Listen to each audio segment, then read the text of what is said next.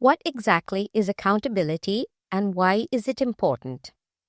Accountability is taking charge or responsibility for one's behavior, including actions, speech, and even thoughts.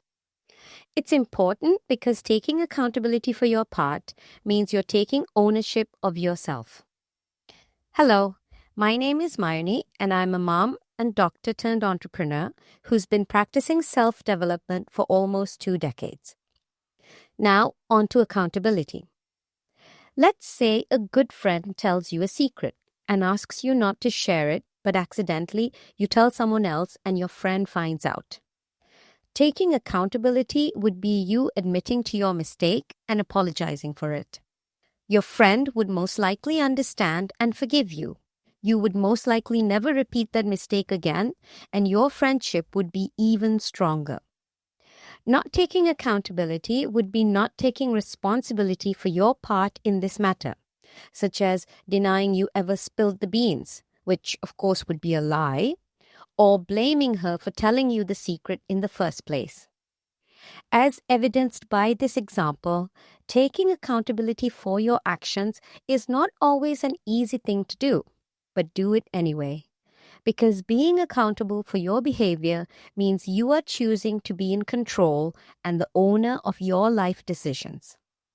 You can find a printable cheat sheet of the content of this video in the description below, so make sure to click on that link to get it.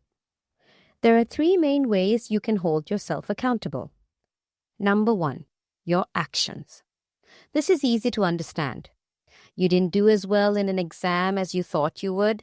Instead of blaming your teacher for being too hard on you, really ask yourself if you studied and prepared for that exam to the best of your ability. Most likely, the answer will be that you could have done more.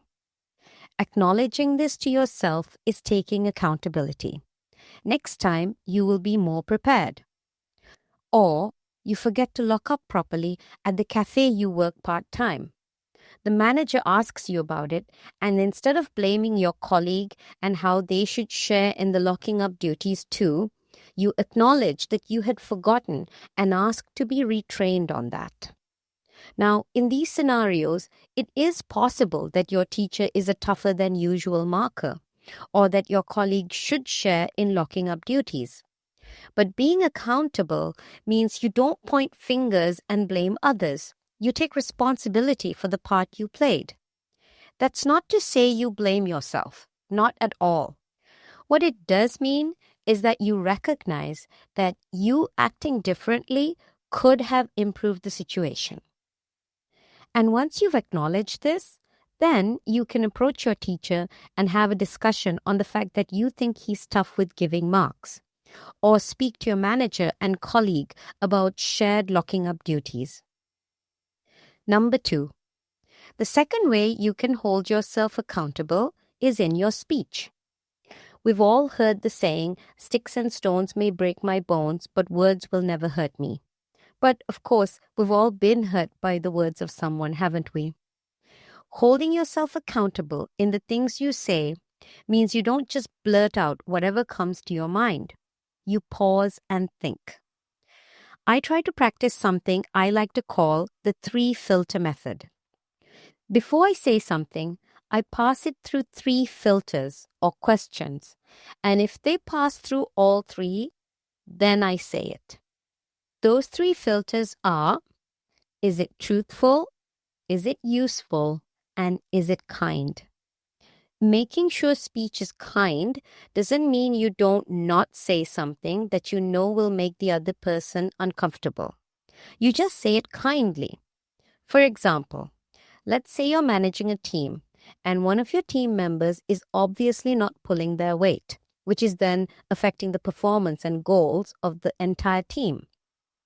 Talking to them about their below average performance is truthful because they're performing below expectation, and useful because it enables them to realize it and improve. You could talk to them about their performance in front of the whole team, or you could yell at them about it. Both these examples would be unkind. Rather, You can make it kind by sitting with them one-to-one and talking gently but firmly to them about their performance and what could be improved. Number 3. The third and last way you can take accountability is not something that's mentioned a lot, and it is the hardest to do. It's taking accountability for your thoughts. Now, you'll probably turn around and say, how can I control my thoughts? Well, you can't, at least not at first. But what you can do is catch the thought while you're thinking it and label it. By doing so, you take away its power. For example, you're walking down the street and you see a bigger person. Immediately you think to yourself, oh my goodness, she's so fat. Why can't she just go on a diet? Obviously, you would never say such things out loud, but we have these kinds of judgy thoughts hundreds of times a day and think nothing of it. But what if you tried to catch yourself as you were thinking that thought and labeled it as judgy thought? And then repeat that as many times as you're able to throughout the day. This is what is called practicing mindfulness. Gradually, you would realize that the number of stray thoughts you're having is decreasing. And not surprisingly, because you're having fewer judgy or critical thoughts, your speech and actions are less judgmental and critical too. In effect, you have become a kinder, more empathetic person, all because you observed your thoughts instead of believing them. To learn about some other benefits of mindfulness, click the link on the top right-hand corner. As you would have gathered, there are immense benefits to becoming accountable for yourself. You will become more trustworthy, reliable, honest, more compassionate, and be a good team player.